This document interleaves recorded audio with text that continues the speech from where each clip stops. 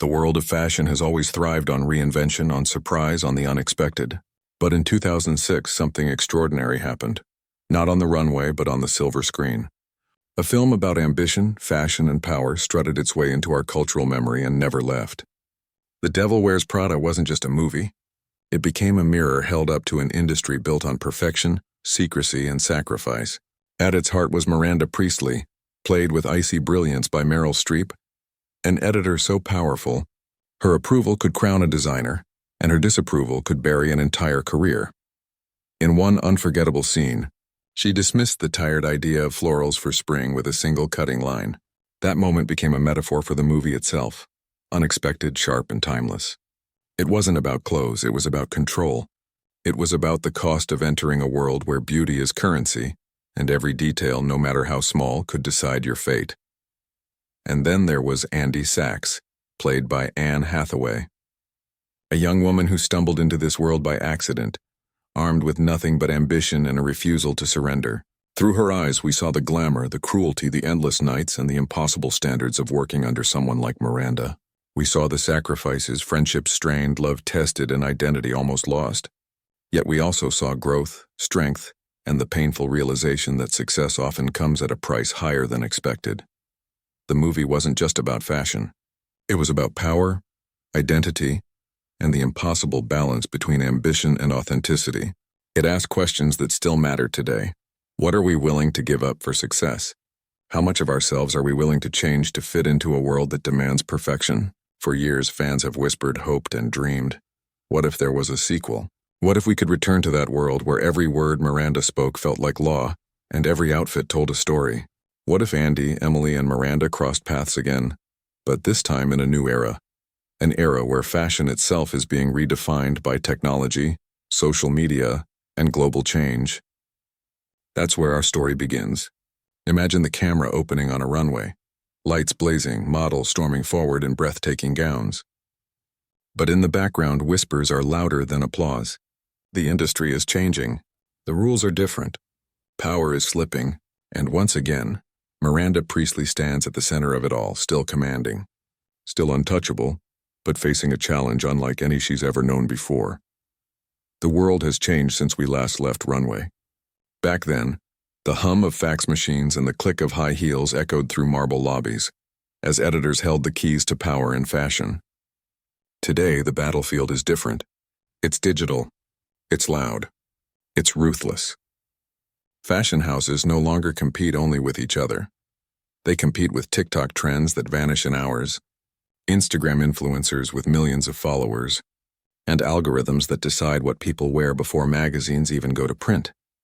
And into this new world, The Devil Wears Prada 2 dares to ask, what happens when a queen of the old empire faces an entirely new war? Picture it, a boardroom bathed in cold morning light, screens flash with graphs of falling magazine sales, while social media dashboards overflow with chaotic hashtags. A new generation is rising, armed not with sketches and silk but with smartphones and viral dances. In this space, Miranda Priestly sits at the head of the table. She does not speak at first. She doesn't need to. The silence bends around her. When she finally does, her words are sharper than any headline. Relevance is not given. It is taken. But outside those walls, the rebellion is growing. Streetwear labels created in dorm rooms are selling out faster than luxury handbags. Virtual fashion, outfits that exist only in the digital world, are being bought and sold like currency. The very idea of Runway magazine, printed, glossy, traditional, feels like a relic in a world that is moving too fast. Miranda knows it. She sees it. And for the first time, her throne is not guaranteed. This is where Sachs re-enters the story. Years older, wiser, and walking a different path. She left fashion, yes, but fashion never quite left her. After a career built on ethical journalism and digital media, Andy has become a respected voice in a world where truth is more valuable than trends. But fate has a sense of irony. She finds herself pulled back into Runway's orbit, not as an assistant, not as a rookie, but as an equal. This time, she is no longer the girl fumbling with lattes. She's a woman with her own power, her own vision, and her own scars. Emily, too, has evolved. Once the underdog, forever desperate for Miranda's approval, she has carved out her own empire. A sharp-tongued fashion executive with global reach, Emily finally stands on her own. Yet beneath the glamour, the old hunger remains. The need to prove herself, the echo of Miranda's voice still shaping her every choice. But the real disruption comes from someone new. A Gen Z designer, bold and unapologetic, who has built a brand not through tradition but through rebellion. Their clothes are wild, unfiltered, and viral. They do not beg for approval. They seize it. They mock Runway openly, calling it a dinosaur gasping in the digital age. And people listen. Millions of them. The stage is set. Old power versus new rebellion. Print versus pixel. Legacy versus disruption. Miranda Priestly, Andy Sachs, Emily Charlton, and a rising star colliding in a storm that will not leave anyone untouched. And so begins the sequel, not with comfort, not with nostalgia, but with a question. Can Miranda, the woman who once defined fashion, survive in a world where fashion is no longer defined by her? She enters before the others. Always first, never waiting, the sound of heels cuts across marble floors, echoing like a metronome of authority. Miranda Priestly is older now, yes, but sharper, colder, and more precise than ever. Time has not softened her. It has carved her into something even more unyielding. She does not raise her voice, she never has to. With just one glance, the air in the room grows thin. She is the woman who can silence an empire with a sigh. But this time, the empire she built is cracking beneath her feet. Her assistants still scramble. Her editors still whisper. But the world has learned something Miranda never taught. It has learned to move without her. The question is no longer whether she controls fashion. The question is whether fashion even needs to be controlled at all. Then there is Andy Sachs, no longer the wide-eyed intern with mismatched shoes. She carries herself differently now, confident, centered. Her eyes no longer dart around in fear but fix straight ahead, steady and unshaken. Andy has built a career outside of fashion, one rooted in truth, in stories that matter, in work that fights for something larger than beauty. And yet the irony remains. Her name still circles back to Miranda, to Runway, to that world she tried so hard to escape. When Andy re-enters Miranda's orbit, it is not as prey, but as a rival.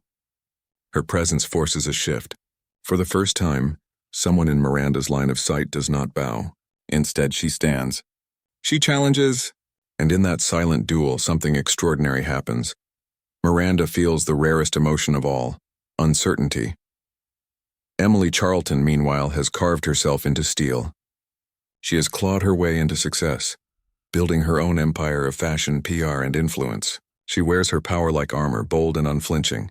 But beneath the armor lies something she refuses to admit. Miranda's shadow still stretches over her. Every triumph, every headline, every step up the ladder still feels like a performance for the woman who once overlooked her. And now, with Andy's return, Emily finds herself pulled back into old rivalries. Two women who once fought for scraps in Miranda's office, now standing as leaders of their own. But history has a way of replaying itself, even among those who swore they had moved on. And then comes the disruptor. A newcomer, young, fearless, unpolished, and utterly magnetic. They are everything Miranda despises and everything the new generation craves. Their brand is raw, made not for the runway but for the feed. Their models are not porcelain statues but living, breathing protests.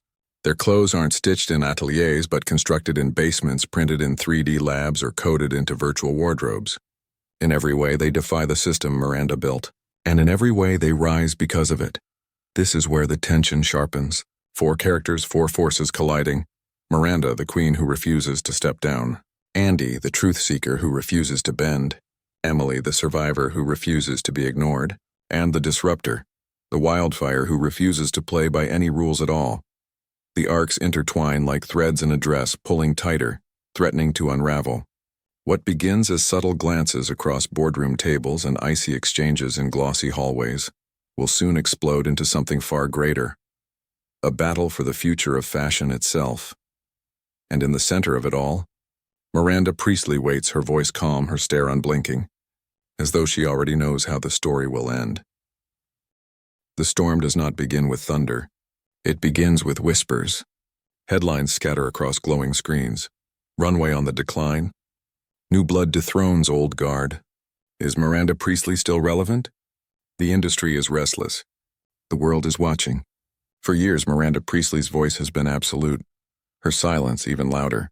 But in this new age, silence is dangerous. Every second of hesitation gives the disruptors more ground, more followers, more power. The war is not fought in fashion shows alone. It bleeds into boardrooms where deals collapse under the weight of shifting audiences. It floods into social media, where viral clips of rebellious designers gain more traction than Runway's carefully curated spreads. The conflict is no longer about what to wear. It is about who controls the narrative of beauty itself. Miranda is no stranger to war. She has crushed rivals before, but this time the enemy is invisible. Not one person, not one magazine, an entire generation with no loyalty to the tradition she built her empire upon. And worse, Sachs has returned, standing on the opposite side of the line. Andy doesn't want Runway destroyed. She doesn't want Miranda dethroned. What she wants is truth, fashion that means something, that respects the world it inhabits, that creates without destroying. To Miranda, this is weakness disguised as virtue. To Andy, it is survival disguised as power. Two visions of the future collide, one rooted in legacy, the other in responsibility. Emily stands caught in the crossfire. She has worked too hard to build her own kingdom, yet she cannot resist the gravitational pull of Runway. Her instincts scream to protect Miranda, to defend the empire that shaped her. But the echo of Andy's conviction forces her to question everything. Which side will crown her and which will crush her? And then, there is the disruptor. A name shouted in street markets, trending online before Miranda's morning coffee, adored by millions who couldn't care less about legacy. Their designs are not perfection polished, they are chaos raw and alive. They do not knock on Runway's door. They kick it open. They are the mirror image of Miranda's rule, unrefined, unpredictable, uncontrollable. And that is exactly why the world loves them. So the stage is drawn. Not just a clash of designers, but a war of eras. Old power, controlled, immaculate, ruthless. New power, fast, unfiltered, ungovernable. The tension grows with every headline, every viral post, every tense glance exchanged in boardrooms that once felt unshakable. What was once fashion's crown jewel is now a battlefield. And at the center, Miranda sits, eyes cold, lips still, whispering to no one in particular. They think they can take my world away? Let them try. The war for the soul of fashion has begun. The night is heavy with anticipation. Cameras hum, lights sharpen, and the runway stretches forward like a blade. The fashion world gathers, editors, designers, influencers, all perched in silence, waiting. Everyone knows this isn't just another show. This is war disguised as spectacle. The first model steps onto the stage. The designs shimmer, but no one is looking at the clothes. All eyes flicker between two figures sitting opposite sides of the runway. On one end, Miranda Priestly, immovable, flawless, her stare like ice carved from steel. On the other, the disruptor, young and untamed, glowing with the wild energy of someone who has nothing to lose. Between them, the air feels electric, ready to ignite. Sachs watches, caught in the crosscurrent. Her heart races, but her gaze does not falter. She knows what this means. Fashion is no longer about fabric. It is about power, influence, survival. And Miranda's empire stands on the edge of collapse. Emily Charlton sits only a few seats away, her face unreadable. She clutches her phone, scrolling through live reactions flooding in faster than she can process. Hashtags trending, opinions splitting, a storm brewing online in real time. Her loyalty twists like a knife. Stay with Miranda and risk being dragged down, or step toward Andy and risk being burned alive by Miranda's wrath. The show escalates. Each outfit becomes a statement. The Disruptors collection is not refined. It is raw, defiant, pulsing with rebellion. Models stride like warriors, painted in neon streaks and metallic skins. The audience gasps, torn between horror and awe. Social media erupts. Millions are watching live, and millions more will see it by dawn. Then Miranda moves. Slowly, deliberately, she leans forward. The cameras catch it. A simple gesture, but the world shivers. She whispers something to her assistant, 3 words. Sharp as a knife. Shut it down. Within minutes, rumors spread that Miranda is plotting to crush the disruptor, pulling strings behind the curtain, reaching into boardrooms, threatening sponsors. But this is not the old world. No amount of whispered threats can erase what has already gone viral. The disruptor's power grows with every post, every hashtag, every meme. Miranda's silence is no longer control. It is weakness exposed. For the first time, the queen's crown tilts. Andy rises. She steps out of the shadows, not onto the runway, but into the narrative. Her voice breaks through the noise, strong, clear, undeniable. She calls out the hypocrisy, the manipulation, the empire built on fear. Cameras swing toward her. Millions listen. For the first time in years, someone speaks Miranda's name, not with reverence, but with challenge. The room holds its breath. Emily's phone buzzes endlessly. Miranda's eyes narrow, unblinking. The disruptor smirks, knowing the tide has shifted, and then chaos. Screams echo as the lights flicker. Cameras flash like lightning, and the sound of breaking glass cuts through the music. The runway doesn't just feel like a battlefield anymore, it has become one. Somewhere in the storm, Miranda stands. Her voice cuts through the chaos, calm, unyielding, deadly. You think this is your moment. This is only the beginning. The climax is here. But the ending? The ending is still unwritten. The chaos fades, but the silence that follows is louder than any applause. The runway lies in fragments, broken glass reflecting light like scattered diamonds, whispers ricocheting off the walls like distant thunder. No one moves. No one dares. It is as if the entire fashion world is holding its breath, waiting for a verdict that has not yet been spoken. Miranda Priestly does not flinch. She never has. Her eyes scan the wreckage as if it were nothing more than another messy layout that she will inevitably fix. To her, chaos is not defeat, it is a stage. And she has always known how to command a stage. She adjusts her coat, smooths her gloves, and with the faintest curve of her lips, the crowd understands. Miranda is not leaving. Miranda is plotting. Andy watches her, torn between fear and resolve. She has finally spoken. Finally stood against the woman who once defined her entire existence. But as the cameras zoom in, capturing her every breath, Andy realizes something terrifying. Speaking truth in this world is not enough. In Miranda's world, truth is only as powerful as the person who controls it, and Miranda still holds the throne. Emily lingers at the edge, phone in hand, face pale with indecision.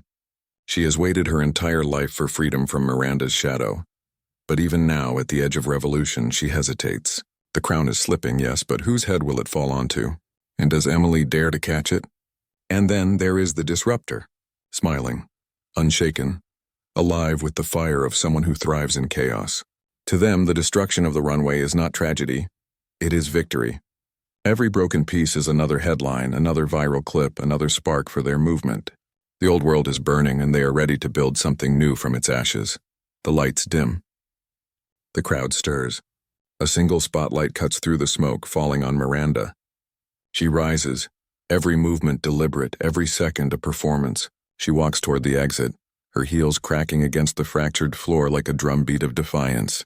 At the door, she pauses. Her voice, calm, lethal, carries through the silence. Florals? For spring? Groundbreaking. The words are the same, but the tone is different. No longer dismissive. No longer mocking.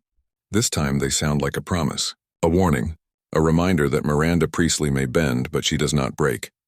The screen cuts to black, and with it, the tease lingers. Is this the end of Miranda's reign, or the beginning of her greatest resurrection? A title fades in, stark and sharp against the dark. The Devil Wears Prada 2. Open mat. The audience exhales. But the question remains,